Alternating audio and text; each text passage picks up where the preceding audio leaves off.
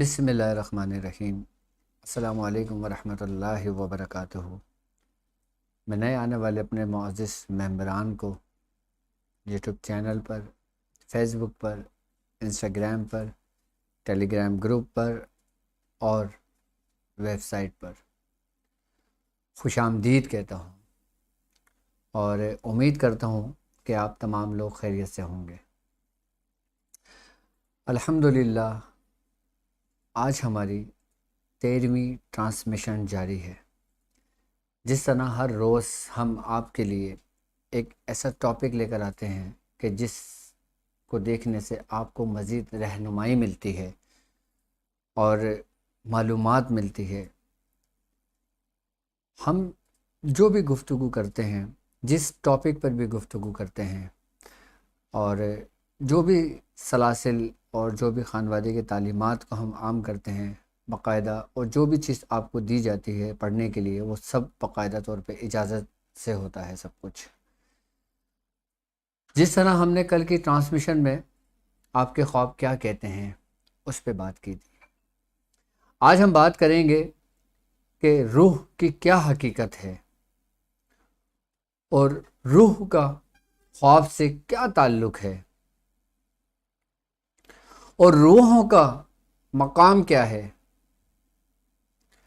اور روح جب ہمارے جسم میں ہوتی ہے تو ہمارے جسم میں کس جگہ پہ قائم مقام ہوتی ہے، کیا ہم روحوں سے کام لے سکتے ہیں، کیا روحیں ہماری مدد کرتی ہیں، کیا روحیں انسان کے جسم میں داخل ہو سکتی ہیں، کیا اولیاء کرام کی روحیں، بزرگان دین کی ارواحیں اصلاح کرنے کے لیے مریدوں کے جسم میں داخل ہو سکتی ہیں یا داخل ہوتی ہیں، یا تعلیم و تربیت کے لیے روحوں کا سلسلہ کیا ہے، اور ہم بزرگان دین کی ارواحوں سے کس طرح مدد کر سکتے ہیں، کس طرح ہم مدد لے سکتے ہیں ان کے ارواحوں سے، ہم کس طرح، کیا روحوں سے ملاقات ممکن ہے۔ آج انشاءاللہ تبارک تعالی ہم اسی کے مطابق گفتگو کریں گے۔ سب سے پہلے اگر ہم روح کی حقیقت کے بارے میں اگر بات کرتے ہیں تو کچھ لوگوں نے سرکار دو عالم صلی اللہ علیہ وآلہ وسلم سے روحوں کے متعلق سوال کیا کہ حضور آپ روح کے بارے میں بتائیں کہ روح کیا ہے۔ تو اللہ رب العزت نے قرآن پاک میں فرمایا، نبی ان سے کہہ دیں کہ کل روح من امر ربی، کہ روح تو میرے رب کا حکم ہے۔ اور یہ جو رب کا حکم ہے، رب کا امر ہے، یہ کیا ہے؟ یہ وہی نور ہے جو اللہ رب العزت نے حضرت آدم علیہ السلام میں پھونکا اور منتقل کیا، اور پھر جب حضرت آدم علیہ السلام کی نسل چلی انسانوں کی تو یہ روحیں پھر منتقل ہوتی چلی گئیں۔ جب ہمارے جسم کے اندر روح ہوتی ہے تو بزرگان دین اس کے بارے میں فرماتے ہیں، اولیاء کرام باقاعدہ اپنی کتابوں کے اندر اس کو فرماتے ہیں کہ جو ہمارے جسم کے اندر جو روح کا مقام ہے، جب انسان حیات ہوتا ہے، زندہ ہوتا ہے، تو اس کی جو بائیں پسلی، یعنی کہ جو دوسری اور تیسری بائیں پسلی کے جو درمیان کا جو حصہ ہے نا، وہ کہتے ہیں کہ یہ روحوں کا مقام ہوتا ہے، یہ روح کا مقام ہوتا ہے جب انسان زندہ ہوتا ہے۔ اور روح ہمارے جسم کے اندر باقاعدہ حرکت کرتی ہے، باقاعدہ گردش کرتی ہے، جس طرح خون ہمارے جسم کے اندر گردش کرتا ہے، اور سرکار دو عالم صلی اللہ علیہ وآلہ وسلم کا فرمان ہے کہ شیطان انسان میں خون کی طرح گردش کرتا ہے، اس کے خون میں گردش کرتا ہے۔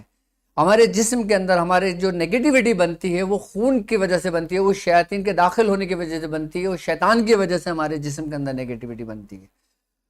اور جو ہمارے جسم کے اندر روح گردش کرتی ہے، ہمارے جسم کے اندر جو روح ہوتی ہے، اگر وہ شخص ذاکر ہوتا ہے، ذکر کرتا ہے، اللہ رب العزت کا ذکر کرتا ہے، اس کے محبوب کا ذکر کرتا ہے، اس کے دوستوں کا ذکر کرتا ہے جو وہ مقبول بارگاہ ہوئے، تو اس روح باقاعدہ تقویت پکڑتی ہے اس کی، وہ جو نگیٹیوٹی کے اثرات ہوتے ہیں وہ انسان کے جسم کے اندر ٹھہر نہیں پاتے، رکتے نہیں ہیں. وہ اس ذکر کی برکت ہوتی ہے. جو نگیٹیوٹی کے جو اثرات ہوتے ہیں، جو خون ہمارے شیاطین جو جسم کے اندر گردش کرتا ہے، وہ پیشاب کے ذریعے باہر نکال دیا جاتا ہے. نگیٹیوٹی کے اثرات ان لوگوں میں زیادہ ہوتے ہیں کہ جو ذکر سے غافل ہوتے ہیں، کیونکہ روحوں میں اس کا ایک بہت بڑا کریکٹر ہے ہمارے جسم کے اندر. جس طرح بزرگان دین باقاعدہ جب تعلیم و تربیت کرتے ہیں تو اس کی ابتدائی اسٹیج سے اپنے مریدوں کی تعلیم و تربیت کرتے ہیں، ڈائریکٹ روح کے مقام پر لے کر نہیں آتے. لیکن ہمارا ٹاپک صرف روح کی حقیقت ہے، اس میں مختصر روح کے بارے میں آپ کو بتائیں گے. باقی اولیاء کرام جو اپنے کتابوں کے اندر تفسیر بیان کرتے ہیں، وہ آپ فرماتے ہیں کہ جب انسان کی تعلیم و تربیت کی جاتی ہے تو لطیفہ نفس سے اس کی ابتدا ہوتی ہے، پھر لطیفہ قلب پر ہوتی ہے، پھر لطیفہ روح پر ہوتی ہے. یعنی کہ جب ان دو منازلوں سے گزر کے تیسری منزل میں داخل ہوتے ہیں تو وہ روح کا مقام سٹارٹ ہوتا ہے، وہ روح کا مقام شروع ہوتا ہے. وہ اور اس کے بعد پھر سر، پھر خفی اور پھر اخفا پہ جاتے ہیں. ابھی ہمارا ٹاپک لطائف پہ نہیں ہے، لیکن لطائف کے اندر روح ایک معنی رکھتی ہے.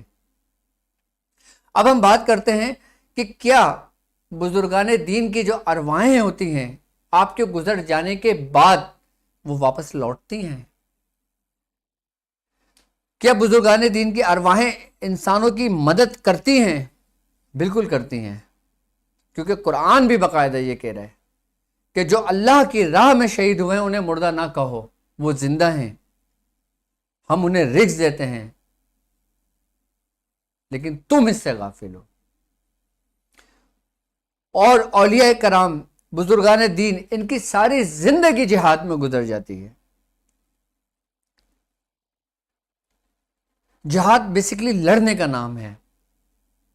سرکار دو عالم صلی اللہ علیہ وآلہ وسلم کا فرمان ہے، آپ نے فرمایا کہ اب ہم جہاد اصغر سے جہاد اکبر کی طرف آتے ہیں. تو صحابہ نے فرمایا یا رسول اللہ جہاد اکبر کیا ہے؟ آپ نے فرمایا کہ اپنے نفس کے خلاف جہاد کرنا. اور یقیناً ہر بزرگان دین کی اگر ہم بات کرتے ہیں، اولیاء کرام کی بات کرتے ہیں، تو ان کی پوری زندگی جہاد میں گزر جاتی ہے. اور جب ان کا وقت آتا ہے تو وہ اس میں شہادت کا درجہ پاتے ہیں. وہ جو نیک روح ہوتی ہیں، ملائکہ ان کو لے کے اعلیٰ مقام کی طرف لے جاتے ہیں جسے علیین کہا جاتا ہے. اور جو مشرکین کی روح ہوتی ہیں، جو کافروں کی روح ہوتی ہیں، اس کو ملائکہ زمین کے تیسری اور ساتویں پشت میں لے جاتے ہیں نیچے کی جانب، جسے مقام سجین کہا جاتا ہے. بڑے بزرگ فرماتے ہیں کہ جو شخص جس جگہ دفنایا جاتا ہے، جس جگہ اس کی موت واقع ہوتی ہے، پھر وہاں سے اس روحوں کو منتقل ہو کے اس جگہ پہ ٹھہرا دی جاتی ہے. اس کے لیے وہی عالم برزخ بنا دیا جاتا ہے کہ اگر وہ نیک روح ہے تو اس کو اعلیٰ کی طرف لے جایا جاتا ہے. اگر ہم عالم برزخ کی اگر ہم بات کرتے ہیں تو عالم برزخ کے اندر بھی تکلیف ہے، عالم برزخ کے اندر بھی راحت ہے. وہ پھر روحوں کے مدارج ہیں، اس کے درجے ہیں. اب اولیاء کرام میں بھی درجے ہیں، ان کے اعمال کی وجہ سے، ان کے افعال، ان کے اقوال کی وجہ سے، کہ جو شخص اس دنیا میں جیسی زندگی بسر کرتا ہے اس کو پھر عالم ارواح میں ویسے ہی مقام اس کو دیا جاتا ہے. آپ نے دیکھا ہوگا جب کسی ولی کی آپ قبر پہ جاتے ہیں تو وہاں پہ جو اس کے تصرفات ہوتے ہیں، وہاں بھی ان کی روح باقاعدہ طور پر حاضر ہوتی ہے.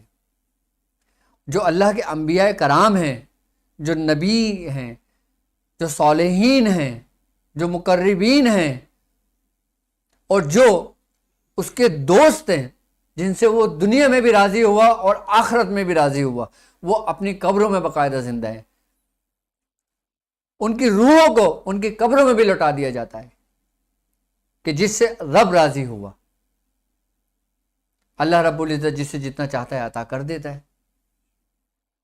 تو بزرگان دین کی ارواحیں بھی باقاعدہ طور پر آتی ہیں، اور ان سے انسان جب مدد طلب کرتا ہے تو وہ اس کی مدد بھی کرتی ہیں.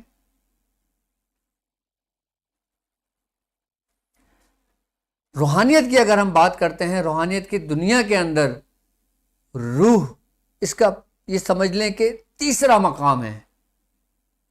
سب سے پہلی جو تربیت کی جاتی ہے وہ انسان کو تزکیہ نفس کی تعلیم و تربیت دی جاتی ہے، اس کے بعد اس کو پھر ذکر و اذکار تعلیم کیے جاتے ہیں،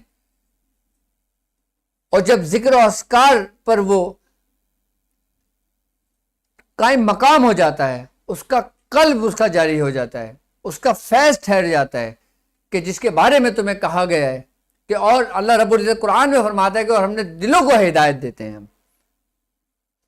کہ جس دل کو، جس قلب کو ہدایت مل جاتی ہے تمہارے رب کی طرف سے، پھر وہ روح کی طرف مقام کے سیر کرتا ہے، اور باقاعدہ طور پہ جب لطیفہ روح پر انسان پہنچتا ہے تو اس کو بزرگان دین کئی طریقے کار سمجھاتے ہیں، پریکٹس کرواتے ہیں، مشق کرواتے ہیں، جس کو ذکر روحی بھی کہا جاتا ہے۔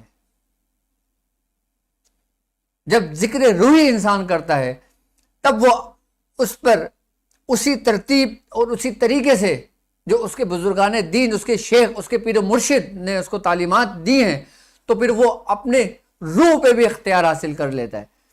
پھر وہ جب چاہتا ہے کہ اپنے جسم سے روح کو جدا کرنا تو وہ روح کو جسم سے جدا بھی کر سکتا ہے، پھر وہ چاہتا ہے کہ روح کو واپس لوٹانا تو روح واپس بھی لوٹا سکتا ہے۔ لیکن جب ہم نیند کی حالت میں ہوتے ہیں، اگر ہمیں کسی عام شخص کی اگر ہم بات کرتے ہیں، تو جب انسان نیند کی حالت میں ہوتا ہے، انسان سو جاتا ہے، نیند کی حالت میں ہو جاتا ہے، تو اس کی روح اس کے جسم سے جدا ہوتی ہے، لیکن اس پہ اس کا کوئی اختیار نہیں ہوتا۔ وہ روح جاتی ہے جہاں چاہتی ہے وہ سیر کرتی ہے، کیونکہ اس روح کی رفتار جو ہوتی ہے روشنی کی رفتار سے تقریباً 1000 گنا زیادہ ہوتی ہے، یہاں تک کہ آپ کی جو پلک جھپکنے کی جو رفتار ہے اس سے بھی کئی گنا زیادہ ہوتی ہے روح کی رفتار، کیونکہ نبی پاک صلی اللہ علیہ وآلہ وسلم کا فرمان ہے، آپ نے فرمایا کہ نیند جو ہے نا وہ آدھی موت ہے۔ کیوں ہمیں حکم دیا گیا ہے کہ جب ہم سونے کی تیاری کریں، جب ہم سونے کو بستر پہ جائیں اور جب نیند کا غلبہ ہم پر ہو تو ہم دعا پڑھ کے سوئیں، کہ جو نیند کی حالت میں اگر کوئی دعا پڑھ کے سوتا ہے، آیت الکرسی پڑھ کے سوتا ہے، اگر نیند کی حالت میں اس کی موت واقع ہو جاتی ہے تو یہ بھی ایک شہادت کا درجہ ہے،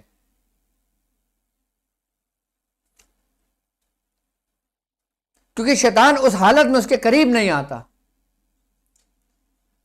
جب نیند کے اندر روح ہماری سیر کو جاتی ہے، جب روح ہمارے جسم سے نکلتی ہے، تو پھر شیطان خواب کے ذریعے جب ایک گھر خالی ہوا تو شیطان اس میں گھسنے کی کوشش کرتا ہے، اس کو نقصان پہنچانے کی کوشش کرتا ہے، جس میں اس کو وہ برے خواب نظر آتے ہیں۔ جیسا کہ میں نے کل کی ویڈیو میں آپ سے کہا تھا کہ شیاطین خواب کے ذریعے بھی انسان کو نقصان پہنچاتے ہیں، وہ مقام ہوتا ہے، وہ وقت ہوتا ہے۔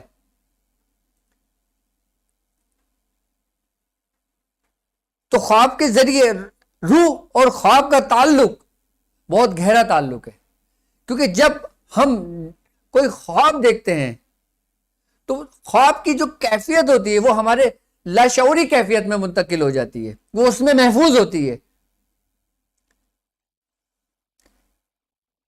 آپ نے بعض اوقات ایسا دیکھا ہوگا کہ آپ نے کسی مقام پر گئے اور آپ نے اس مقام کو دیکھا، آپ کے دل میں یہ گمان ہوا، یہ خیال آیا کہ یار اس جگہ پہ میں کبھی آ چکا ہوں پہلے، جبکہ وہ اس جگہ پہ زندگی میں پہلی دفعہ گیا ہوتا ہے۔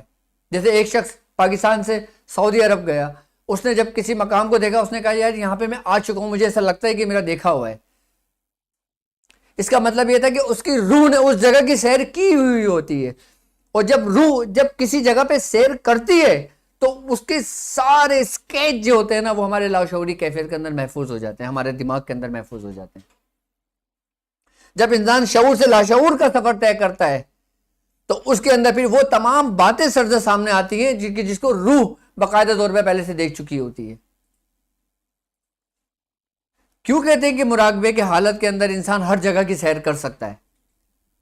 وہ اس ہی روح کی وجہ سے، روح کی مدد کی وجہ سے، کہ روح نے وہ مقامات دیکھے ہوئے ہوتے ہیں جو تمہارے ذہن و گمان میں نہیں ہوتے، جو انسان کی عقل سے بڑی ماورا ہے، وہ جگہیں کہ جہاں پہ انسان کی عقل نہیں پہنچ سکتی، جہاں پہ انسان نہیں پہنچ سکتا، وہاں پہ تمہاری روح سیر کر آ چکی ہوتی ہے۔ جب روح جس جگہ کی سیر کرتی ہے نا، وہ اس کا ریفلیکشن، اس کا اثر جو ہوتی ہے نا، وہ انسان کے قلب اور انسان کے دماغ کے اوپر سوار کر دیتی ہے. انسان کے جو تحت شعور کے بعد جو لاشعور کی جو کیفیت ہوتی ہے نا، اس کے اندر باقاعدہ طور پر اس کے اندر وہ ایک طریقے سے اگر دیکھا جائے تو اس کو وہ محفوظ کر دیتی ہے کہ جب کبھی انسان کے دماغ، جب انسان کہیں سفر کرتا ہے، اس کی نظر سے وہ منظر گزرتا ہے تو وہ یہ سوچتا ہے کہ میں ادھر آ چکا ہوں، جبکہ وہ آ چکا نہیں ہوتا اس جگہ پر. لیکن جب انسان مراقبے کی حالت میں ہوتا ہے، جب انسان مراقب ہوتا ہے، مراقب کے بیسیکلی اگر معنی دیکھی جائے نا تو وہ ہے نگہبانی کے. جب انسان اپنی نگہبانی کرتا ہے، جب مراقبہ کرتا ہے، اس کی کنسنٹریشن، اس کی یکسوئی جب ایک نقطے پر مرکوز ہو جاتی ہے تو اس کے اندر وہ کیفیتیں پیدا ہو جاتی ہیں کہ انسان ایک مقام سے دوسرے مقام کے اندر مراقبے کی حالت میں بھی داخل ہو سکتا ہے اور داخل ہو جاتا ہے. آپ نے دیکھا ہوگا اکثر بزرگان دین کے سوانح حیات کے بارے میں کہ آپ کو ایک ہی وقت میں، ایک ہی اس میں دن میں، ایک ہی وقت کے اندر 70 جگہوں پر دیکھا گیا ہے. اور ایسا دیکھا گیا ہے کہ باقاعدہ بنفس نفیس دیکھا گیا ہے ان کو، کہ حضرت پاکستان میں بھی موجود ہیں، حضرت انڈیا کے اندر بھی موجود ہیں، حضرت عمرہ بھی کر رہے ہیں، حضرت حج بھی کر رہے ہیں. یہ مقام بہت اعلیٰ مقام ہے، یہ بہت بات کی بات ہے یہ. لیکن بزرگان دین کے واقعات سے، کتابوں سے یہ ہمیں واقعات ملتے ہیں. یہاں تک کہ ہے کہ جب انسان مراقب ہوتا ہے، جب مراقب ہونے کے بعد جب وہ توجہ کرتا ہے اپنے روح کی، یعنی کہ ذکر روحی کے ساتھ وہ مراقب ہوتا ہے، وہ مراقبہ روحی کرتا ہے، وہ تو وہ اپنے روح کو باقاعدہ طور پہ جس جگہ، جس وقت، جہاں چاہے وہاں کی سیر کر سکتا ہے. جب اس کی انتہا کو پہنچتی ہے تو اس کا روح اور اس کا جسم اتنی لطیف ہو جاتے ہیں کہ وہ اپنے جسم کے ساتھ بھی منتقل ہو سکتا ہے، جسے کہتے ہیں کہ صلاحیت کر جانا، کہ انسان کا جسم کے اندر بھی وہ لطافت پیدا ہو جاتی ہے. اور یہ لطافت انسان کے جسم کے اندر ذکر الہی سے پیدا ہوتی ہے. اور یہ جو کثافت ہے یہ نگیٹیویٹی رکھتی ہے ہمارے اندر، جس کی وجہ سے ہم اس کو کنٹرول نہیں کر پاتے. جب آپ ذکر و اذکار کرتے ہیں، آپ پرہیز کرتے ہیں، آپ تمام معاملات، تمام منازل سے گزرتے ہیں، تو اس ذکر کی برکت ہی ہوتی ہے کہ اس پہ آپ کا اختیار ہو جاتا ہے. اس کا ابتدا آپ کی مراقبے سے شروع ہوتی ہے. جب انسان مراقبے کے اندر داخل ہوتا ہے، جس کو ہم کہتے ہیں کہ مراقبہ روحی جسے کہا جاتا ہے، ذکر روحی کہا جاتا ہے. مراقبہ یہ نہیں ہے کہ آپ اسٹارٹنگ میں آئے اور آپ شروع ہوتے ہی آپ نے مراقبہ کرنا شروع کر دیا. مراقبے تک پہنچنے کے لیے آپ کو تمام مراحل سے گزرنا پڑتا ہے، اور یہ وہی مراحل ہیں، یہ وہی راستے ہیں کہ جو آپ کو ڈاٹ کی پریکٹس سے گزارا جا رہا ہے. یہ آپ کی ابتدائی منازلیں ہیں، یہ کہ جب آپ اس منزل سے گزر کے دوسری منزل میں داخل ہوتے ہیں تو آپ کی کیفیتیں، آپ کی چینجنگ، آپ کی سب کچھ آپ کو فیل ہو رہا ہوتا ہے، آپ کو نظر آ رہا ہوتا ہے. ہم جب ایک منزل سے دوسرے منزل کا سفر کرتے ہیں تو اس منزل کے دوران جو واقعات ہمارے اندر ظاہر ہو رہے ہوتے ہیں، جس منزل سے ہم گزر رہے ہوتے ہیں، جو ہمارے سامنے واقعات آ رہے ہوتے ہیں، جو ہمیں فیلنگز ہو رہی ہوتی ہیں، کسی کو روشنیاں نظر آ رہی ہوتی ہیں، کسی کو کچھ نظر آ رہا ہوتا ہے، کسی کو شکل اشکال نظر آ رہی ہوتی ہیں، کسی کو دوسرے معاملات نظر آ رہے ہوتے ہیں. وہ کیا ہے پھر؟ وہ ایک مقام سے دوسرے مقام میں داخل ہونے کے لیے یہ کرایا جاتا ہے باقاعدہ طور پہ. جب انسان ان مقامات سے گزرتا ہے، ان مدارج کو طے کرتا ہے، ان درجوں سے درجہ بہ درجہ آگے بڑھتا ہے، پھر وہ مراقبے میں اندر داخل ہوتا ہے. جب وہ مراقبے کے اندر داخل ہوتا ہے تو پھر وہی قلب اور وہی ذکر اور پھر وہی اذکار شروع ہوتے ہیں. پھر اس کے اوپر پھر وہی اس کے قلب کی کیفیتیں ہوتی ہیں، پھر وہی اس کے قلب پہ حالات ہوتے ہیں، پھر وہی اس کا قلب مختلف حالتوں سے گزرتا ہے. اس کے بعد جا کر پھر وہ روح کے مقام تک پہنچتا ہے.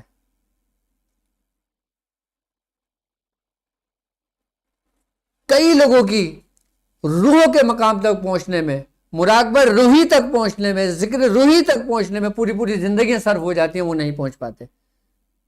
لیکن وہ کامل ہو جاتے ہیں، وہ مریدوں کی اصلاح کر لیتے ہیں، وہ مریدوں پہ توجہ اتحادی و توجہ منتقلہ کر لیتے ہیں، ان کے سلسلے بڑے بڑے پھیل جاتے ہیں. کوئی لطیفہ نفس پہ آگے رک جاتا ہے، کسی کو 7 سال لطیفہ نفس پہ گزر جاتے ہیں، کسی کو 12 سال گزر جاتے ہیں، کسی کو 14 سال گزر جاتے ہیں، کسی کو 20 سال گزر جاتے ہیں۔ ایک مقام سے دوسرے مقام پہ گزرنے کے لیے بھی بزرگان دین کو سالوں گزر جاتے ہیں۔ ایسا نہیں ہوتا کہ آپ 3 سال میں کامیاب ہو گئے، کامل ہو گئے۔ ان منزلوں کو طے کرنے کے لیے بھی ایک رہنما، ایک رہبر کی ضرورت ہے، جو تمہیں ہر ان رستوں کے اوپر آپ کو قدم قدم پہ خطرہ شیطانی اور خطرہ نفسانی ہے۔ خطرہ نفسانی آپ کو اس وقت تک ہے کہ آپ کی آخری سانس تک ہے، خطرہ شیطانی اس وقت تک ہے آپ کی آخری سانس تک ہے۔ یہاں تک کہ سرکار غوث پاک شیخ شہاب الدین سہروردی رحمۃ اللہ علیہ نے آپ کو، سرکار غوث پاک کو عید مبارک کہا، عید کے دن، کہ حضور آپ کو مبارک ہو عید۔ تو آپ نے فرمایا اے شہاب الدین، مجھے اس وقت مبارکباد دینا جب صاحب ایمان میں اس دنیا سے رخصت ہوں۔ تو اس کا کیا مطلب ہے؟ یہ بات کون کہہ رہا ہے؟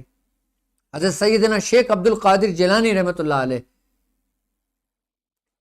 کہ مجھے اس وقت مبارکباد دینا کہ جب میں صاحب ایمان اس دنیا سے رخصت ہوں۔ تو خطرہ شیطانی کہاں کہاں تک ہے؟ آپ کی آخری سانس تک ہے۔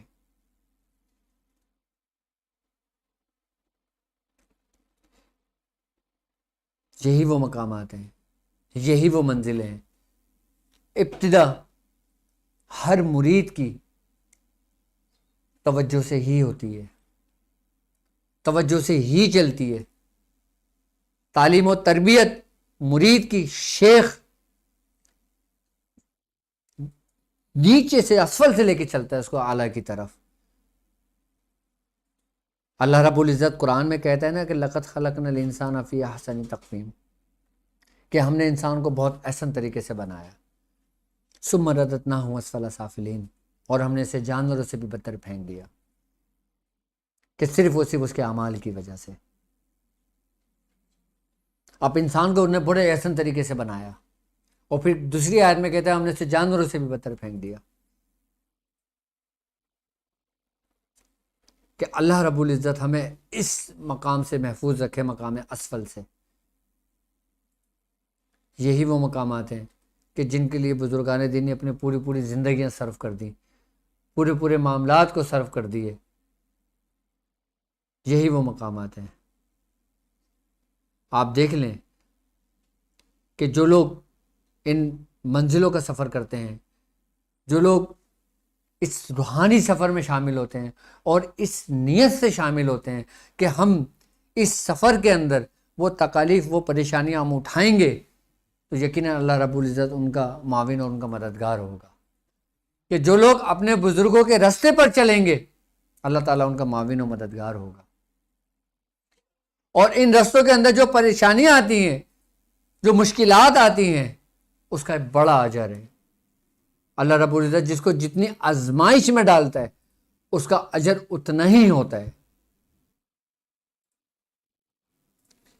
یہ تھا روح کا مقام اور روح کی حقیقت۔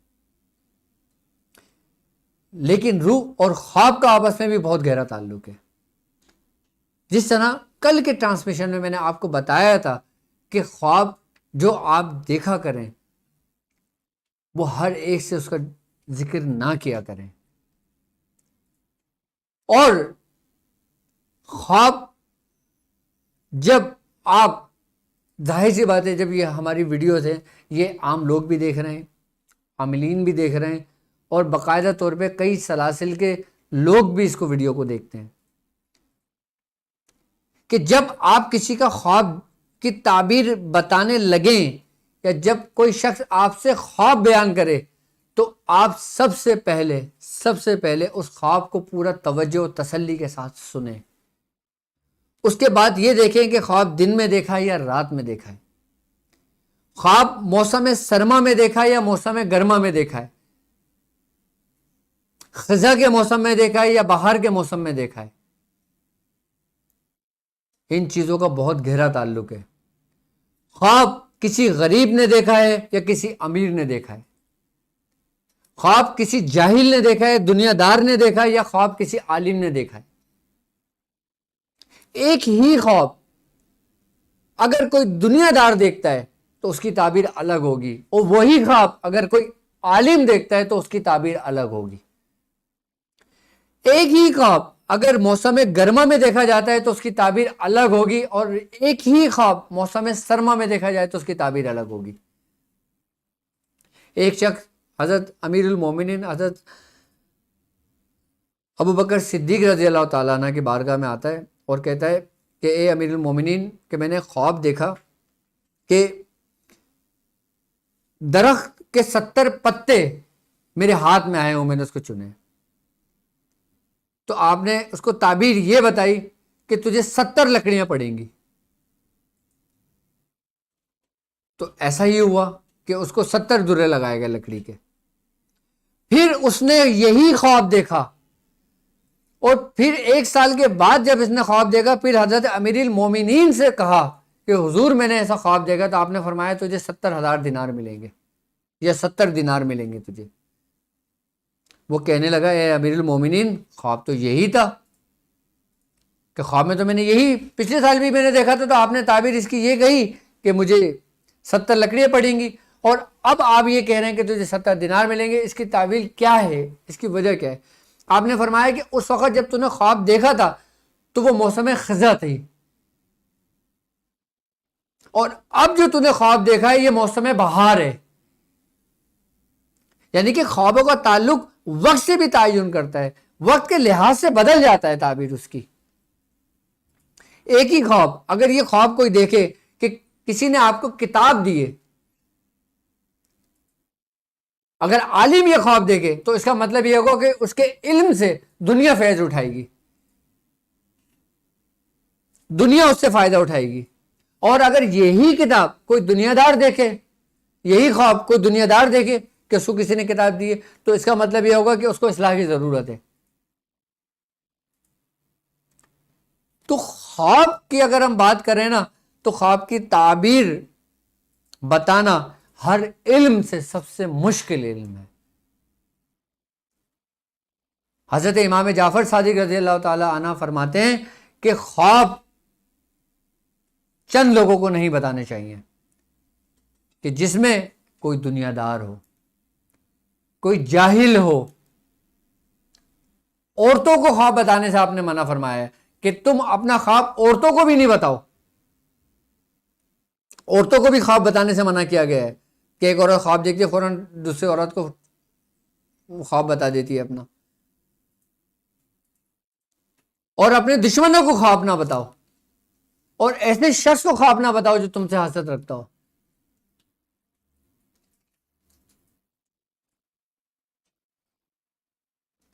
ایسے ہمیں بہت سارے واقعات ملتے ہیں۔ یہی واقعہ ایک بزرگ کی صحبت میں ملتا ہے کہ ایک بزرگ کے پاس ایک شخص آیا، وہ کہتا ہے کہ حضرت میں نے خواب میں یہ دیکھا کہ میرا وضو کٹ گیا۔ تو آپ نے فرمایا کہ تو نے کیا کسی اور سے اس کا ذکر کیا ہے؟ اس نے کہا میں نے 4-5 لوگوں سے ذکر کیا ہے۔ تو آپ نے کہا کسی نے کیا کہا؟ اس نے کہا کہ تو جلدی مرے گا۔ کسی نے کہا کہ تیری نسل مٹ جائے گی۔ کسی نے کہا کہ تیری جو دولت ہے یہ سب غرق ہو جائے گی۔ کسی نے کہا کہ تیری آل اولاد بھی مرے گی۔ تو آپ وہ جو بزرگ تھے انہوں نے اسی وقت انا للہ و انا الیہ راجعون پڑھ لیا۔ وہ شخص اٹھ کے چلا گیا، آپ نے کوئی تعبیر نہیں بتائی۔ جب وہ چلا گیا اٹھ کے، تو ایسا ہوا کہ وہ کشتی میں اپنے بال بچوں کے ساتھ سفر کر رہا تھا، وہ کشتی ڈوب گئی، اس کی نسل بھی ختم ہو گئی، کشتی ڈوبی، جان سے بھی مرا۔ اور جب مر گیا تو مچھلیوں نے اس کے عضو کو بھی خوراک بنائی اپنی۔ یعنی کہ ایک خواب 4-5 لوگوں کو تعبیر بتائی تو ویسی ہی تعبیر سر درد ہو گئی اس سے۔ اس لیے منع کرتے ہیں بزرگان دین کہ اپنا خواب کسی کو بھی نہیں بتانا چاہیے۔ برے خواب اور جو اچھے خواب ہوں آپ اس کا ذکر ایسے سے ہی کرو جو آپ کے ساتھ ہمدرد ہے، آپ کا مخلص ہے، آپ کا بہترین دوست ہے، آپ اپنے خواب کا ذکر کر سکتے ہیں۔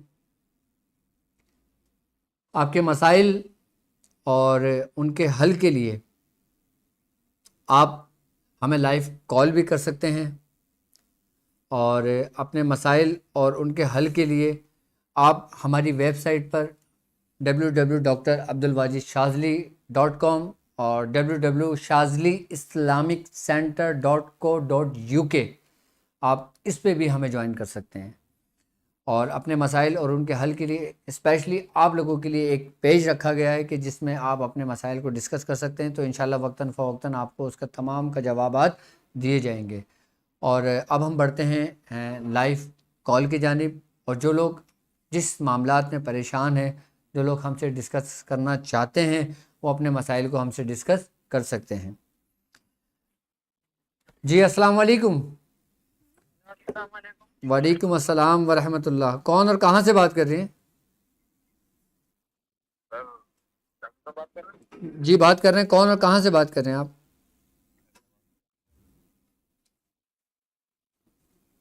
ہیلو، جی میں سن رہا ہوں آپ کو۔ حیدرآباد سے بات کر رہا ہوں۔ جی جی بولیے آپ۔ میرا نام سعید ہے، ٹھیک ہے تو باڑا ہے بھینسوں کا، ٹھیک ہے کم ہوتا جا رہا ہے، بہت اچھا روز بہت زیادہ دودھ کم ہوتا جا رہا ہے۔ ٹھیک ہے، آپ ایک کام کرا کریں، جب آپ دودھ نکالا کریں تو آپ سب سے پہلے ایک ڈونگا آپ یہ سمجھ لیں کہ اللہ کی راہ میں نکال دیا کریں، اور کسی فقیر کو یا کسی غریب کو اس کو راہ للہ دے دیا کریں، تو پھر آپ اس میں برکت دیکھیے گا، اور اگر کام میں آپ کے رکاوٹ ہے تو اس کی برکت سے آپ کے کام کی رکاوٹ بھی دور ہو جائے گی، اور اگر آپ قرض دار ہو گئے تو انشاءاللہ تعالیٰ قرض بھی آپ کا ادا ہو جائے گا۔ جب کوئی ہم ایسا کام کرتے ہیں، جیسے ہمارا تندور کا کام ہے، جیسے ہمارا ہوٹل کا کام ہے، جیسے ہمارے کوئی دودھ کا کام ہے، تو جب ہم اپنے کام کی ابتدا کیا کریں، جب ہم کرا کریں تو سب سے پہلے اللہ کے لیے، اللہ کی راہ میں آپ اس میں سب سے پہلے اگر آپ تندور کا ہے تو آپ ایک دو روٹیاں نکال کے الگ کر دیں، تاکہ آپ کسی غریب کی مدد کر دیں، اس کو دے دیا کریں، پھر آپ اس کے کام میں آپ اپنے برکت دیکھیں اس میں۔ السلام علیکم۔ وعلیکم السلام ورحمۃ اللہ۔ حضور آپ کی بارگاہ میں ایک سوال تھا، اگر کوئی شخص کسی سلسلے میں پہلے سے ہی بیعت ہو تو آپ کے سلسلے میں اگر بیعت ہونا چاہے تو پھر کیا کیا جائے؟ دیکھیں یا پھر طالب ہو؟ جی جی بالکل آپ بیعت طلب لے سکتے ہیں، کہ اگر دیکھیں بیعت دو طرح کی ہوتی ہے، ایک بیعت ارادت ہوتی ہے، ایک بیعت طلب ہوتی ہے۔ ارادت آپ کی ایک ہی طرف کام رہتی ہے، ایک ہی جگہ قائم رہتی ہے، لیکن بیعت طلب آپ علم کو حاصل کرنے کے لیے، اپنی تعلیم و تربیت کو مکمل کرنے کے لیے، اگر آپ کے شیخ دنیا سے وصال فرما گئے تو ان کے بعد اگر آپ کی تعلیم و تربیت ادھوری رہ گئی ہے تو اس کو مکمل کرنے کے لیے آپ بیعت طلب لے سکتے ہیں۔ شکریہ حضرت۔ اور ایک سوال تھا حضرت، ایک مریضہ کا ذکر کیا تھا آپ کے پاس حضور، زینت نام سے، کیوں حضرت ان کا چیک کر لیجئے کیا مسئلہ ہے حضرت۔ ٹھیک ہے، میں ضرور انشاءاللہ اس کو میں چیک کر لوں گا۔ اچھا احمد رضا صاحب، نعت علی پڑھنے کی تعداد اور طریقہ کار بتا دیں۔ اچھا 19، 20، 21 رمضان جو لوگ نعت علی کی زکوٰۃ ادا کرنا چاہتے ہیں وہ اس 3 دن کے اندر زکوٰۃ ادا کر لیں۔ میاں حضور فرماتے ہیں کہ اگر کوئی شخص 700 مرتبہ روزانہ نعت علی کی زکوٰۃ ادا کرتا ہے، 3 دن میں اس کی زکوٰۃ ادا ہو جاتی ہے۔ اگر کوئی شخص ہمت رکھتا ہے، طاقت رکھتا ہے، تو وہ 1900 مرتبہ کی تعداد کو کر لے، 1111 کی تعداد کو مکمل کر لے، 2100 کی تعداد کو مکمل کر لے۔ ان جو آپ کو آسانی ہو، ان چاروں تعداد میں آپ کوئی بھی تعداد کو تعین کر لیں، اور پھر آپ اس کو اسی ترتیب اور اسی طریقے کے ساتھ آپ زکوٰۃ ادا کر لیں، آپ کی نعت علی کی زکوٰۃ ادا ہو جائے گی۔ جی وعلیکم السلام۔ ڈاکٹر صاحب حسن علی اسلام آباد سے بات کر رہا ہوں، سورہ قریش کے لشکر کا حصہ ہوں۔ آپ سے ایک سوال تھا کہ آیت الکرسی اور سورہ مزمل کی روحانیت ایکٹیو کیسے ہوتی ہے، اس کی تکرار کا کوئی خاص طریقہ تعلیم فرماتے، اور جو مراقبے میں ذکر قلبی کرتے وقت جگہ کی ماس کا ذکر کیا میاں حضور نے، اس کا اگر تعلیم فرماتے ہیں کہ وہ کس طرح پکڑتے ہیں پاؤں سے۔ ٹھیک ہے، دیکھیں کسی بھی اسم کی یا کسی بھی صورت کی روحانیت کو کھولنے کے لیے پہلے آپ نے اس کے اندر خود کو غرق کرنا پڑتا ہے، خود کو مٹانا پڑتا ہے۔ روحانیت ایسی نہیں کھلتی کہ ہم نے 40 دن کا چلہ کرا اور ہم پہ روحانیت کھل گئی۔ روحانیت کھلنے سے مطلب پتہ ہے آپ کو کیا ہوتا ہے؟ کسی کا عمل کھلنے سے مطلب پتہ ہے کیا ہوتا ہے کہ اس کی روحانیت اس کے قلب کے اندر قائم مقام ہو جاتی ہے. اس میں آپ کو بڑی ریاضت سے گزرنا پڑتا ہے. ہمیں کسی چیز کو پانے کے لیے کچھ کھونا پڑتا ہے. ہم کچھ کھونا بھی نہیں چاہتے اور ہم سب کچھ پانا چاہتے ہیں. تو یہ دو راستے ہیں. جب تک ہم کچھ کھوئیں گے نہیں ہم کچھ پا نہیں سکتے.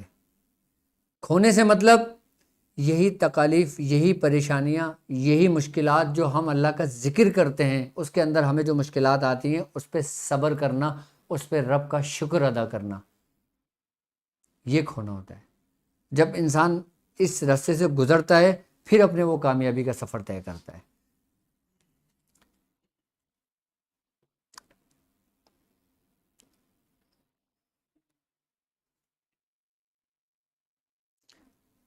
جی السلام علیکم.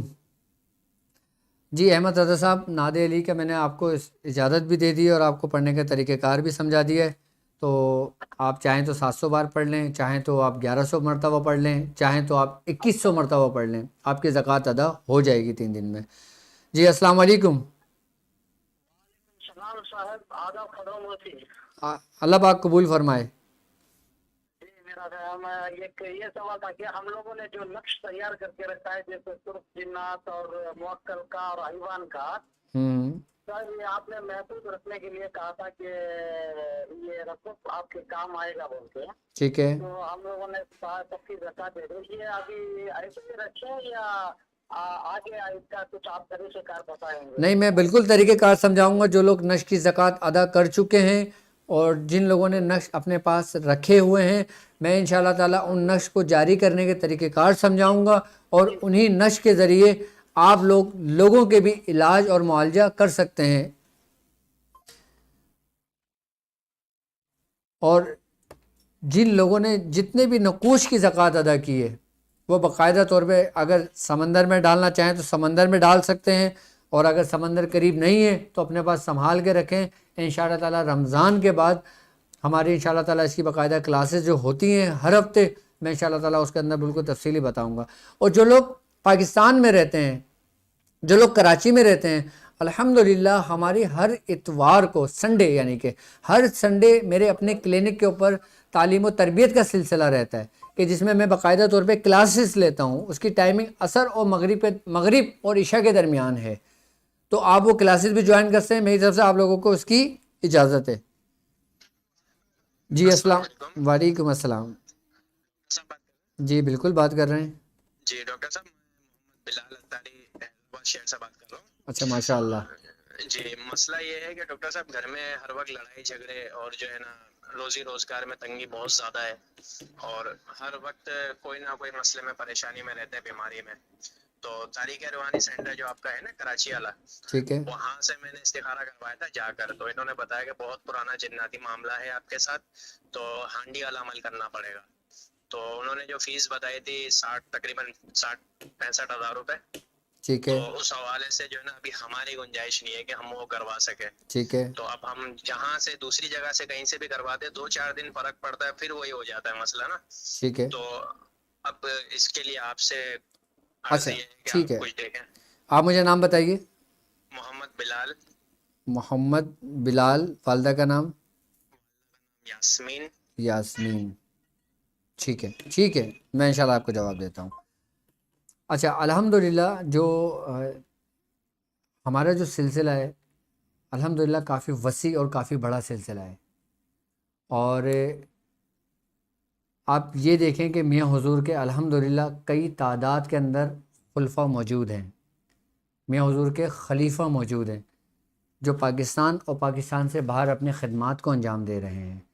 کوئی تاریکیہ کے نام سے خدمات کو انجام دے رہا ہے، کوئی شاذلیہ کے نام سے اپنے خدمات کو انجام دے رہا ہے، کوئی فلاں نام سے خدمات کو انجام دے رہا ہے. تو اگر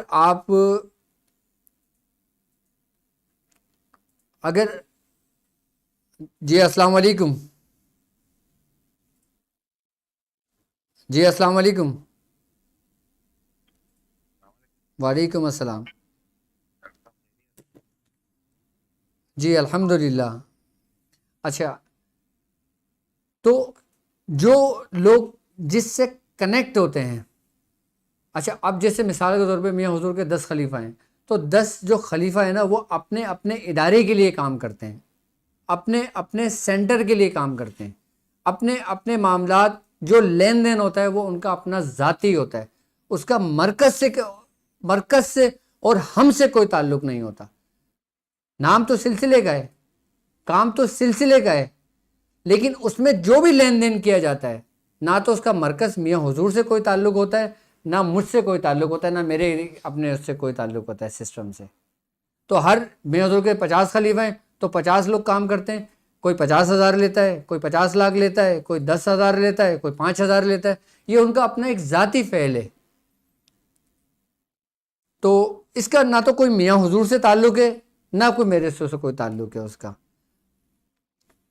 لیکن جب علاج اور معالجہ کیا جاتا ہے تو ایک بات یاد رکھیے گا کہ جب کسی کا کوئی بڑا پیچیدہ معاملہ ہوتا ہے، کوئی جادو کے معاملات ہوتے ہیں، کوئی سحر بالجنون کے معاملات ہوتے ہیں، کوئی سحر بالآسیب کے معاملات ہوتے ہیں، جس کے بارے میں میاں حضور نے تفصیلی سمجھایا ہے، میاں حضور نے تفصیلی بتایا ہے، اس میں باقاعدہ طور پہ اگر کوئی شخص اس کام کو جانتا ہے تو وہی یہ کام کر سکتا ہے، وہی اس چیز کا اتارا کر سکتا ہے. اس کے اندر توشے بھی دیا جاتا ہے، اس کے اندر بخور کا استعمال بھی کیا جاتا ہے، اس کے اندر کچھ لوگوں کے کام تو ایسے بگڑے ہوئے کام ہوتے ہیں، ایسے خطرناک کام ہوتے ہیں کہ ان کے لیے باقاعدہ طور پہ پوری چوکی لگائی جاتی ہے. اب پوری چوکی لگائی جاتی ہے، پورا سامان لایا جاتا ہے، بخور کا استعمال کیا جاتا ہے، اس کے اندر جب کام کیا جاتا ہے تو اس پہ اثر پڑتا ہے.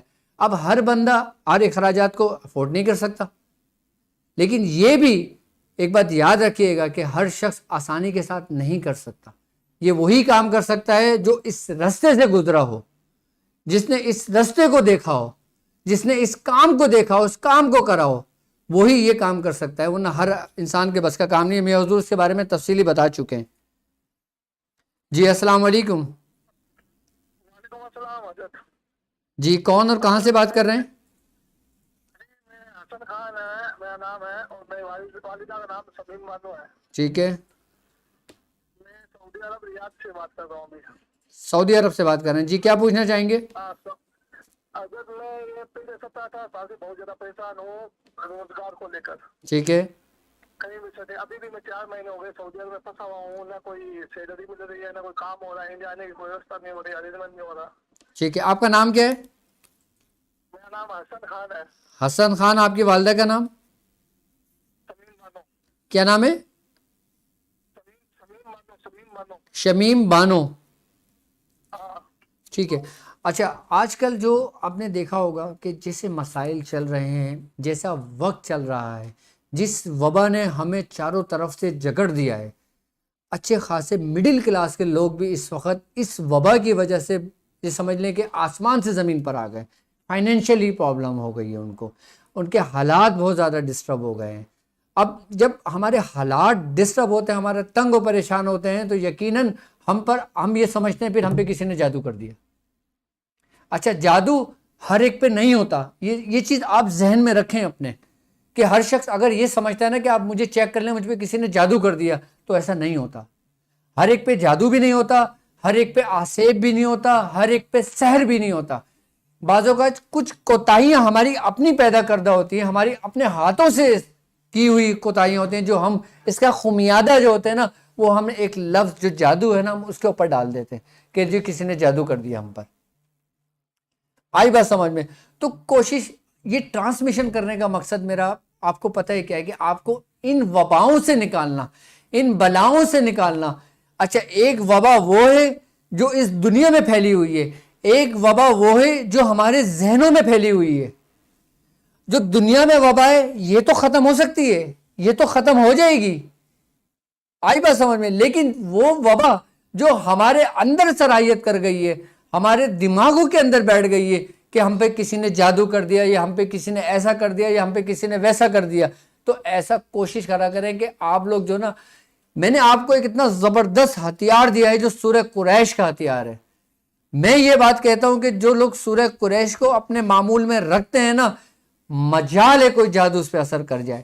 اور اگر کوئی شخص جادو کے مبتلا ہے، اگر اس کو ایسا لگتا ہے کہ میرے معاملات جادو کی وجہ سے سب بگڑ گئے ہیں، تو وہ سورہ قریش کو پڑھنا شروع کرے. یار جب تک ہم اللہ رب العزت کا کلام پڑھیں گے، جب ہم اپنے آپ کو دین کے رستے پہ ڈھالیں گے، جب ہم ایسی صحبت، ایسا راستہ اختیار کریں گے، ایسے لشکر کا حصہ بنیں گے جن کے کمانڈ بزرگان دین کے ہاتھ میں، تو ہم پہ کوئی جادو اثر نہیں کرے گا۔ میرے لشکر میں اگر 50,000 لوگ ہیں نا، اور اگر وہ اس لشکر میں شامل ہوئے اور انہوں نے سورہ قریش کی زکوٰۃ ادا کر لی ہے نا، تو میں یہ بات کہتا ہوں ان کے اوپر سے ان کا جادو ختم ہو جائے گا ایک وقت میں، چاہے وہ کتنا ہی شدید، کتنا ہی سخت کیوں نہ ہو۔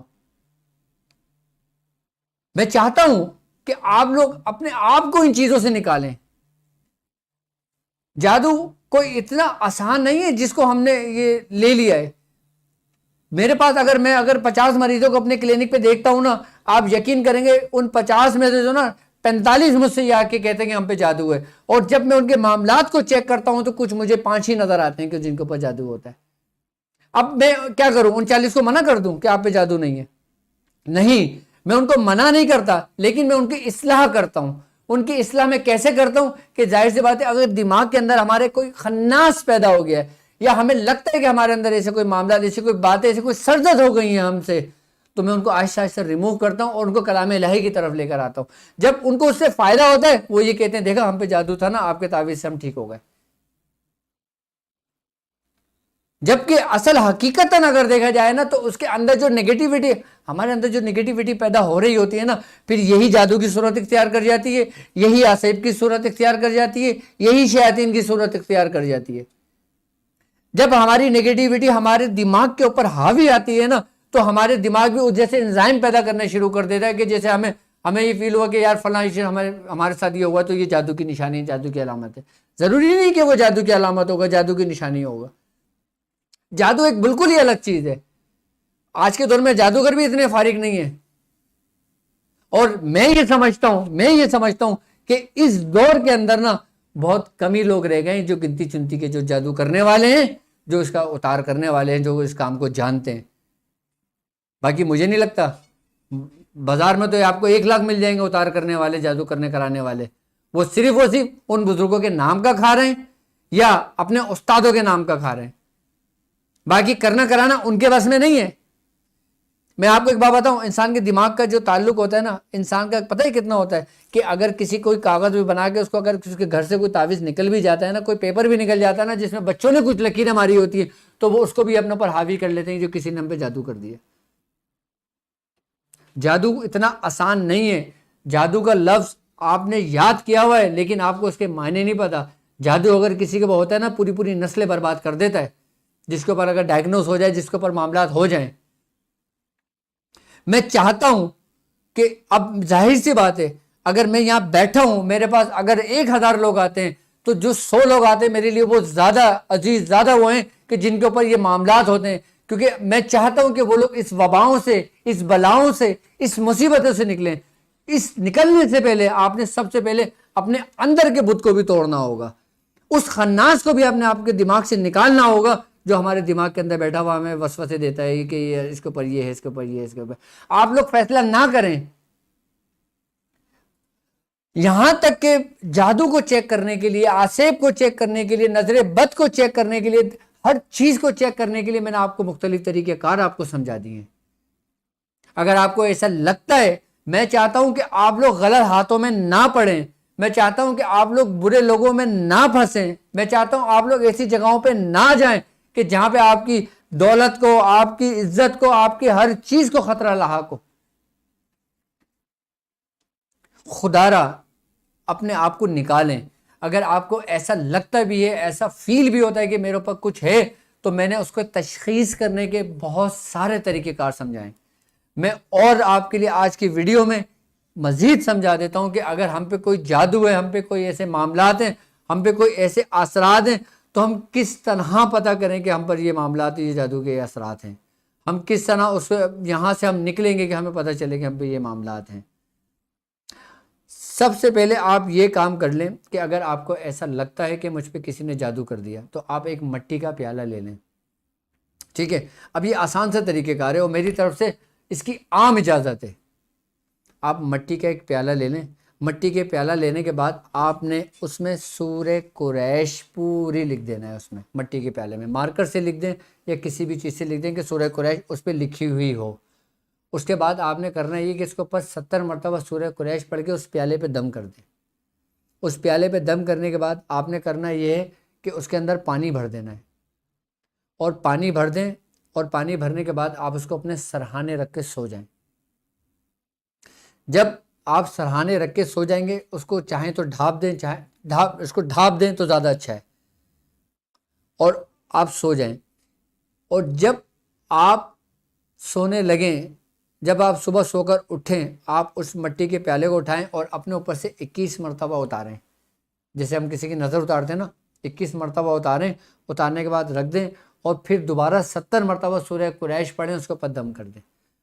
اگر آپ کے اوپر جادو ہوگا تو جس جگہ پہ یہ عمل کیا جائے گا نا, وہاں سے گوشت کی بدبو آنی شروع ہو جائے گی, اس پانی سے گوشت کی بدبو آنی شروع ہو جائے گی.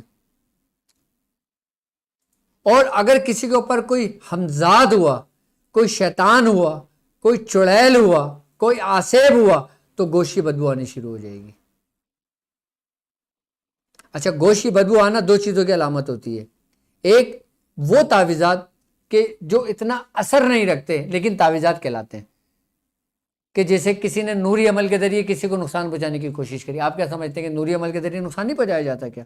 اس کے ذریعے بھی نقصان پہنچایا جا سکتا ہے. کہ وہ جو تعویذات کے اثرات ہوتے ہیں نا, جب گوشت کی بدبو آتی ہے نا, تو اس میں وہ تعویذات ہوتے ہیں جو نوری عمل کے ذریعے انسان کو نقصان پہنچانے کی کوشش کی گئی ہے. اور اس کے اوپر شیاطین یعنی کہ حمزات ہوتا ہے, کوئی آسیب ہوتا ہے, کوئی چڑیل, خبیث, یہ شیاطین ہوتے ہیں. اور اگر ایسی بدبو آئے کہ جیسے مچھلی کی ہوتی ہے, سڑی ہوئی مچھلی کی ہوتی ہے, اچھا پانی میں سے بھی اسمیل آئے گی اور آپ کی اس جگہ سے بھی اسمیل آنے شروع ہو جائے گی جس جگہ پہ آپ نے یہ عمل کیا ہے, لیکن آپ اسی کمرے کے اندر یہ سامان تیار کریں گے, اسی کمرے کے اندر یہ عمل کریں گے, اسی کمرے کے اندر چیک کریں گے, کمرے سے باہر نہیں کریں گے آپ یہ کام. اگر مچھلی کی آئے گی تو سفلی عمل کیا ہوگا, کالا جادو کیا ہوگا, اغور کیا ہوگا. جادو کی اتنی اقسام ہے, میں آپ کو انشاءاللہ تعالیٰ آنے والے وقتوں میں ہمارا جادو کے بارے میں بھی ٹاپک ہوگا, میں جادو کے بارے میں بتاؤں گا کہ جادو کون کون سے ہوتے ہیں, وہ کس طرح کیے جاتے ہیں, اور کس طرح اس کو توڑ کیا جاتا ہے. اگر سفلی ہے تو اس کا توڑ کیسے ہوگا, کوئی کالا جادو ہے تو اس کا توڑ کیسے ہوگا, اگر کسی جادو کے ذریعے کسی حمزات کو جگا کر اس کے اوپر مسلط کیا جاتا ہے تو اس کا توڑ کیسے ہوگا. میں ان قبالہ جادو کا, اغور جادو کا, ہر چیز کا آپ کو الگ الگ طریقہ کار سمجھاؤں گا انشاءاللہ تعالیٰ کہ یہ کس طرح اس کے توڑ ہم کر سکتے ہیں, اور ہمیں ڈائگنوز اگر ہو جاتا ہے تو. یہ 2 طریقے ہو گئے, یہ 2 رستے ہو گئے, 2 معاملات ہو گئے جو سمجھائے میں نے. اور تیسرا, اگر پانی کے اندر سے ایسی بو آ جائے جیسے گٹر کی بو آتی ہے, ایسی بو آ جائے جیسے گٹر کی بو آتی ہے, جیسے ٹوائلٹ میں بو ہوتی ہے, ایسی بو اگر آ جائے تو یہ سمجھ لینا کہ شیاطین جنات ہیں, شیاطین جنات ہیں جو نقصان پہنچا رہے ہوتے ہیں یا اس گھر کے اندر موجود ہوتے ہیں. آئی بات سمجھ میں. اور اگر پانی کے اندر ایسی اسمیل آ جائے جیسے سڑے ہوئے انڈے کی ہوتی ہے, جیسے انڈے میں سے آتی ہے اس میں, تو نظر بد کی علامت ہوتی ہے. اب آپ کو کسی بھی چیز کی اسمیل آئے, پھر میں انشاءاللہ تعالیٰ اس کے طریقہ کار آپ کو سمجھاؤں گا. آپ لوگ یہ کریں اور پھر مجھے اسی نمبر پہ جو میرا آفیشیلی نمبر ہے آپ مجھے واٹس ایپ کریں, پھر میں انشاءاللہ اس کے طریقہ کار آپ کو سمجھاؤں گا کہ اگر آپ کے ساتھ ایسی اسمیل آئی ہے تو آپ اس ترتیب اور اس طریقے سے اپنا یہ کام کریں. کیونکہ اگر 10 لوگوں کے اندر ایسی کیفیت پیدا ہوتی ہے, ایسی معاملات آتے ہیں, تو 10 کے طریقہ کار الگ الگ ہوں گے, ایک نہیں ہوگا.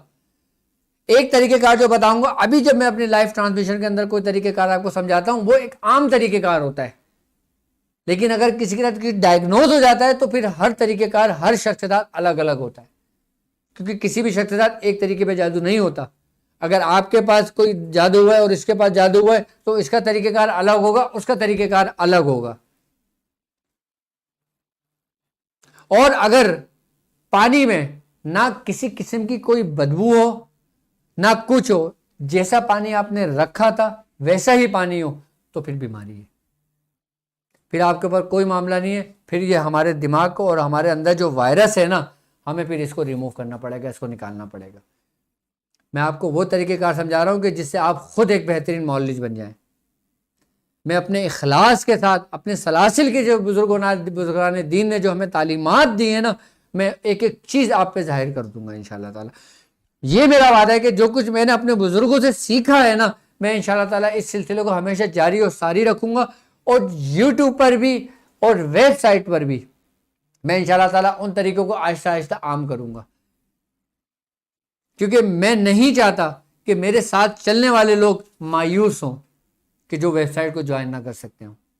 میں ان کو مایوس نہیں ہونے دوں گا، کیونکہ یہ بھی آپ کے درجے ہیں، یہ بھی ایک مدارج ہے، یہ بھی ایک منزل ہے. پھر اسی ترتیب اور اسی طریقے کے ساتھ میں آپ لوگوں کو لے کے چلوں گا.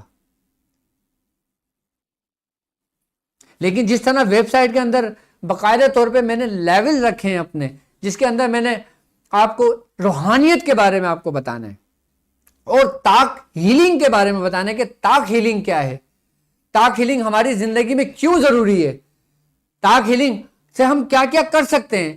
طاق ہیلنگ جو ہے یہ ایک شارٹ راستہ ہے.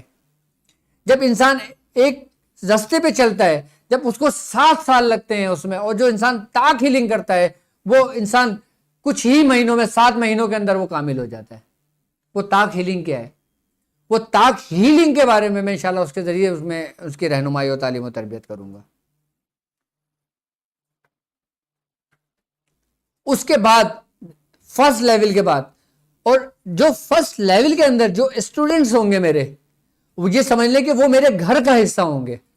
وہ جب چاہیں گے مجھ سے سوال کر سکتے ہیں، جب چاہیں گے مجھ سے بات کر سکتے ہیں.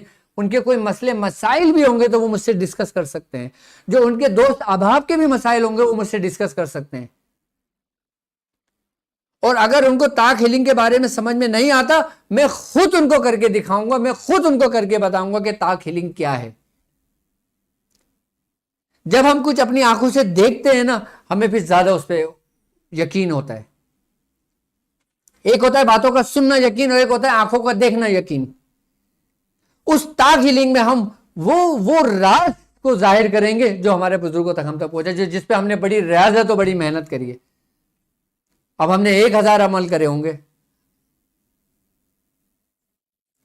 جب ہم ایک لیول سے جب دوسرے لیول میں داخل ہوں گے، پھر اس میں ہم بتائیں گے کہ ہم طاق ہیلنگ کے ذریعے جو ہم نے ہیلنگ سیکھی ہے، اس کے ذریعے پھر ہم جادو کا علاج کیسے کریں گے. اگر ہم خود جادو کے اندر ملوث ہیں، یا ہم خود جادو کی وجہ سے متاثر ہیں، تو ہم اپنا علاج کیسے کریں گے. یہ سیکنڈ لیول میں ہوگا. اور سیکنڈ لیول میں یہی چیز سکھائی جائے گی، یہی چیز بتائی جائے گی کہ طاق ہیلنگ کے ذریعے ہم نے جادو کیسے اتارنا ہے. کیا طاق ہیلنگ جب ہم کریں گے ہمیں سامان کی ضرورت پڑے گی؟ کیا جب ہم طاق ہیلنگ کریں گے ہمیں بخور کی ضرورت پڑے گی؟ جب ہم طاق ہیلنگ کریں گے ہمیں کسی چوکی لگانے کی ضرورت پڑے گی؟ جب ہم طاق ہیلنگ کریں گے ہمیں کن کن چیزوں کی ضرورت پڑے گی؟ سیکنڈ لیول میں ہم یہ سیکھیں گے. فرسٹ لیول میں آپ نے اس کی پوری بنیاد کو سیکھنا ہے، اس کی بیسک کو سیکھنا ہے. جب فرسٹ لیول آپ کا کمپلیٹ ہوگا، جب آپ کو اس پہ عبور ہو جائے گا، جب آپ اس 4 مہینے کے کورس کو جب سیکھ لیں گے، کر لیں گے، جب آپ کے اوپر اس کی کمانڈ آ جائے گی، پھر آپ کو اس کا استعمال کرنے کے طریقہ کار میں آپ کو سمجھاؤں گا سیکنڈ لیول میں. پھر آپ کے ارد گرد کے جو لوگ متاثر ہوں، جو لوگ فرسٹ لیول کمپلیٹ کر لیں گے، اگر وہ کسی کے گھر سے بھی گزرتے ہوں گے نا، تو ان کو محسوس ہو جائے گا، ان کو پتہ لگ جائے گا کہ یار ادھر کوئی مخلوق ہے، کہ ادھر کوئی شیاطینی جنات ہیں، یا ادھر کوئی جادو ہوا ہے. ان کو خود فیل ہو جائے گا. کس کے ذریعے؟ طاق ہیلنگ کے ذریعے. طاق ہیلنگ یہ سیکنڈ اور لمحوں میں آپ کو بتا دے گی کہ فلاں گھر میں کیا ہے، کہ فلاں شخص پہ جادو ہے تو جادو کیا ہے، فلاں شخص پہ آسیب ہے تو آسیب کیا ہے، فلاں شخص پہ جنات ہے تو جنات کون ہے. یہ آپ کو بتا دے گی سیکنڈ لیول میں پورا کمپلیٹلی. پھر ہم اس کے طریقہ کار اس میں سیکھیں گے. پھر ہم اس کے بارے میں جب اس کو مکمل کریں گے، پھر ہم تھرڈ لیول پر آئیں گے. جب ہمارا تھرڈ لیول شروع ہوگا، پھر اسی ترتیب اور اسی طریقے کے ساتھ فورتھ لیول ہمارا کمپلیٹ ہوگا.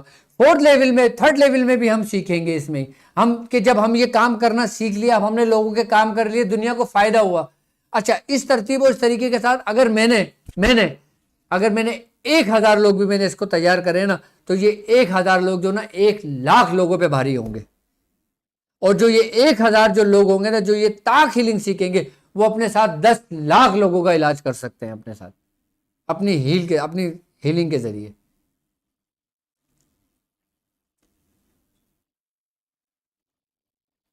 جب تھرڈ لیول ہمارا کمپلیٹ ہو جائے گا, ہم نے ہر لیول کے 4 مہینے کے سیمسٹر رکھے ہیں. ایک سیمسٹر ہمارا فرسٹ لیول کا جو ہے وہ 4 منتھ کا ہے. اس 4 منتھ کے اندر 3 مہینے میں باقاعدہ ہم اس کو کریں گے, اس کو سیکھیں گے. چوتھے مہینے میں پھر آپ سے یہ پوچھا جائے گا کہ آپ نے اس 3 مہینے میں کیا کیا آپ کو تاکلین سمجھ میں آیا, کیا آپ کو اس کے فائدے ہوئے, کیا آپ نے اس کو کسی پہ اپلائی کیا. آپ اس کو ان رائٹنگ نوٹس میں ہمیں بنا کے دیں, آپ ہمیں بتائیں, آپ ہمیں پریکٹیکل کر کے دکھائیں. آپ ایک چھوٹی ویڈیو کلپ بنائیں کہ میں نے تاک ہیلنگ کو سمجھا اور تاک ہیلنگ کے ذریعے میں نے یہ کیا اور یہ ہوا. یہ تو ایک بڑی عجیب سی چیز ہے ڈاکٹر صاحب, یہ تاک ہیلنگ. یہ آپ نے ہمیں پہلے کیوں نہیں بتایا؟ اس چوتھے مہینے کے اندر باقاعدہ آپ کے اس میں پریکٹیکلز ہوں گے, آپ کے باقاعدہ طور پہ ایگزام ہوں گے آپ کے, جس میں آپ کو پوری سمری دی جائے گی, آپ کو پورے نوٹس بنا کے دیے جائیں گے. لیکن آپ نے اس کو سیکریٹ رکھنا ہوگا, کیونکہ یہ وہ محنت ہے جو آپ نے 4 مہینے میں حاصل کی ہے. میں نہیں سمجھتا کہ 4 مہینے کی محنت آپ اتنی آسانی سے کسی کو دے دیں گے. جب یہ ہمارا فرسٹ لیول کمپلیٹ ہو جائے گا, اس کے بعد جب ہم سیکنڈ لیول میں داخل ہوں گے, تو پھر آپ اپنے مسائل اور ان کے حل کے لیے خود بھی کر سکتے ہیں, اپنے آپ کو بھی درست کر سکتے ہیں, اپنے ساتھ احباب کو بھی صحیح کر سکتے ہیں, اپنے ساتھ چلنے والے لوگوں کا بھی علاج و معالجہ کر سکتے ہیں, پھر آپ دوسرے لوگوں کا بھی اتار کر سکتے ہیں. فورتھ لیول میں جب ہم سیکھیں گے تو ہم یہ سیکھیں گے کہ ہم نے جو کچھ کیا, ہم نے جو کچھ سیکھا, ہم اس راستے سے جو گزرے, پھر ہم ماسٹرز کیسے بنیں گے, ہم استاد کیسے بنیں گے. یہ پورا ٹائم ڈیوریشن جو ہے نا, یہ پورا 20 منتھ کا ہے, یہ 20 مہینے کا ہے. یہ ہم نے 4 مہینے پہ اس کو ڈیوائڈ کیا ہے, اس لیے تاکہ آپ کو سمجھنے میں آسانی ہو, آپ کو کرنے میں آسانی ہو, آپ کو ہر چیز سمجھنے میں آسانی ہو. فرسٹ لیول جو ہوگا اس میں کسی قسم کا کوئی پرہیز نہیں ہوگا, اس میں کسی قسم کا کچھ پڑھنا نہیں ہوگا. جب ہم فرسٹ لیول سے سیکنڈ لیول میں داخل ہو جائیں گے, جب ہم اس چیز پہ کمانڈ حاصل کر لیں گے, پھر ہم ذکر کی طرف آئیں گے, پھر ہم پڑھنے کے لیے تعلیمات دی جائیں گی, پھر آگے کا سفر ہمارا شروع ہوگا. میں سمجھتا ہوں آج ٹائم تو بہت زیادہ ہو گیا ہوگا, لیکن آپ کو ویب سائٹ سمجھ میں آ گئی ہوگی کہ ہم اس لیول کو کہاں تک لے کے جائیں گے. تو انشاءاللہ تعالیٰ ان لیولز کی جو کلاسز ہوں گی ہماری, الحمدللہ 2 مہینے بعد ہم اس کو اسٹارٹ کریں گے. اور جب, اچھا ایک بات یاد رکھیے گا کہ جب کلاس ہماری اسٹارٹ ہو جائے گی, اس کے بعد پھر کوئی دوسرا شخص انرول اس میں نہیں کر سکتا, کہ جب تک ہمارا یہ لیول پورے 4 منتھ کا کمپلیٹ نہ ہو جائے. جب ہماری کلاسز کا آغاز ہو جائے گا, جب ہماری کلاسز اسٹارٹ ہو جائیں گی, تو انشاءاللہ تعالیٰ اس کے بعد پھر جتنے لوگ انرول کریں گے, جتنے لوگ لیول 1 میں ایڈمیشن لیں گے, پھر ان کو تھوڑا ویٹ کرنا پڑے گا آگے چلنے کے لیے. جو لوگ اس لیول کا حصہ بننا چاہتے ہیں وہ ابھی سے ہی انرول کر لیں, تاکہ بعد میں ان کو پچھتاوا نہ ہو کہ مجھے وقت نہیں ملا یا میرے ساتھ ٹائم نہیں ہوا میرے ساتھ. ابھی الحمدللہ اکثر و بیشتر کافی ہمارے اسٹوڈنٹس اس میں انرول کر چکے ہیں, اور یہی ویب سائٹ انشاءاللہ تعالیٰ اور یہی فیسیلیٹیز, یہی ساری سہولت آپ کو ایک یونیورسٹی لیول پر ملیں گی. اور ہماری جو کلاسز ہوں گی یہ یونیورسٹی لیول پر ہی ہوں گی. اس میں ہر چیز ہر وقت آپ سے کانٹیکٹ میں رہا جائے گا. اور میں سمجھتا ہوں کہ آپ الحمدللہ آپ کو اچھا خاصا سمجھ میں آ گیا ہوگا ہر چیز کے متعلق, ہر چیز کے بارے میں. تو جو لوگ ہمیں سن رہے ہیں, ہمیں دیکھ رہے ہیں, اور جو لوگ اس سفر میں شامل ہیں, اور اس سفر میں شامل ہونے کے بعد اور اگر ان کو کسی قسم کے کوئی مسائل پیش آتے ہیں, کوئی مشکلات پیش آتی ہیں, تو وہ باقاعدہ طور پر ہماری ویب سائٹ پہ بھی ہم سے رابطہ کر سکتے ہیں, ہمارے ٹیلی گرام گروپ میں بھی ہمیں جوائن کر سکتے ہیں. اور اب ہم بات کرتے ہیں اس سفر کی, اس کامیاب رمضان کی, اس کامیاب نیکی کی, کہ جو ہمارا سفر پہلے رمضان سے شروع ہوا, اور الحمدللہ انشاءاللہ اللہ نے چاہا تو آپ لوگوں کے لیے یہ سفر ہمارا جب تک ہم زندہ ہیں یہ سفر ہمارا چلتا رہے گا. تو اس سفر میں اللہ رب العزت جس کو چاہتا ہے اپنے معاملات اور اپنے کام کے لیے چن لیتا ہے. اور جو لوگ آپ لوگوں سے بارہا کہا گیا ہے اور کہا جاتا ہے کہ آپ لوگ جو بھی ڈونیشن دیتے ہیں، آپ لوگ جو بھی چیریٹی کرتے ہیں، چاہے وہ پے پال کے ذریعے کرتے ہیں، چاہے وہ بینک اکاؤنٹس کے ذریعے کرتے ہیں، چاہے وہ ایزی پیسہ جیش کیش کے ذریعے کرتے ہیں، یا چاہے وہ کسی ویسٹرن یونین کے ذریعے کرتے ہیں، تو آپ ہمیں لازمی بتایا کریں کہ کون سے پیسے، کون سی رقم کس کام کے لیے دی گئی ہے. یہ آپ لوگوں کی ایک بہت بڑی ذمہ داری بنتی ہے. اور ریسیونگ کا میسیج آپ خود میرے پرسنل نمبر سے لیں. اچھا، ایک بات یاد رکھیے گا کہ اس کے ساتھ ساتھ جو ہم نے چیریٹی کا کام شروع کیا ہے، جو لوگوں کے اس سفر کو ہم نے کامیاب نیکی کا ایک سفر ہم نے شروع کیا ہے، اس میں اگر میرے ساتھ جو گروپ کے چلنے والے لوگ ہیں، اس میں بھی کسی کا کوئی نمبر نہیں ہے، کسی کا بھی کوئی نام نہیں ہے. اگر کوئی ویسٹرن یونین بھیجنا چاہتا ہے تو وہ ہمارے آفیشیلی نمبر سے نام لے یا میرے اپنے پرسنل نمبر سے نام لے. میرا پرسنل نمبر، دونوں میرے پرسنل نمبر ہیں، جس پہ ایزی پیسے کا اکاؤنٹ بنا ہوا ہے جو ٹیلی نور ہے، ایک پہ جیس کیش کا بنا ہوا ہے کہ جو جیس کا نمبر ہے. یہ میرے اپنے پرسنل نمبر ہے. اگر آپ لوگ کسی قسم کی اپنے بھائیوں کی، اپنے لوگوں کی، اپنے ساتھ چلنے پھرنے والوں کی اگر کوئی ہیلپ کرنا چاہتے ہیں تو جب کر دیتے ہیں آپ، تو آپ اس کی سلپ ہمیں ضرور واٹس ایپ مجھے انہی 2 نمبروں پہ کر دیا کریں. اس کو باقاعدہ طور پہ میں خود دیکھتا ہوں. اور جو میرا فیصل بینک کا اکاؤنٹ ہے آپ اس کو بھی یوز کر سکتے ہیں. اور جو پاکستان سے باہر ہیں، جو یورپ میں ہیں، یو ایس اے میں ہیں، کینیڈا میں ہیں، آسٹریلیا میں ہیں، کہیں بھی ہیں، وہ پے پال کو یوز کر سکتے ہیں.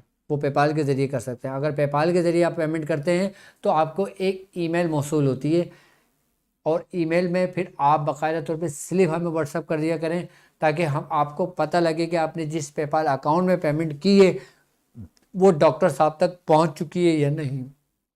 آپ لوگ جو پیمنٹ کرتے ہیں مجھے انہی 2 نمبروں پر مجھے بتا دیا کریں کہ ہم نے جو پیمنٹ اپنی بھیجی ہے، ہم نے جو رقم بھیجی ہے، ہم نے جس بھی مد میں بھیجی ہے، کیا وہ آپ تک پہنچ گئی ہے یا نہیں. اس کی تصدیق بھی آپ لازمی کرا کریں.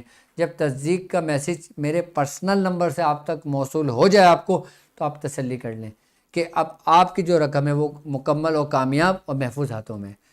کہ اللہ رب العزت ہمیں اس رقم کو جو آپ لوگ کرتے ہیں وہ صحیح جگہ پہ اس کو استعمال کرنے کی ہمیں توفیق عطا فرمائے. اور اب مجھے اجازت دیجیے اس بات پہ کہ آپ اپنا بہت خیال رکھیں گے.